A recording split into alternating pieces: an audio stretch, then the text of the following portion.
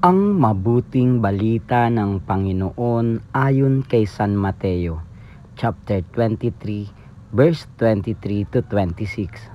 Noong panahong iyon, sinabi ni Jesus, "Saaba ninyo mga iskriba at mga pariseyo, mga mapagpaimbabaw, ibinibigay ninyo ang ikapo ng gulaying walang halaga, ngunit kinaliligtaan ninyong isagawa ang lalong mahalagang aral sa kautusan, ang katarungan, ang pagkahabag, at ang katapatan.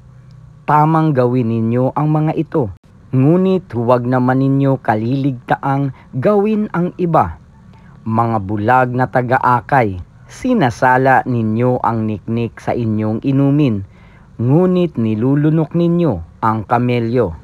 Saaba ninyo mga iskriba at mga pariseyo, mga mapagpaimbabaw, nililinis ninyo ang labas ng tasa at ng pinggan, ngunit ang loob nito'y puno ng mga nahuthot ninyo dahil sa kasakiman at pagsasamantala.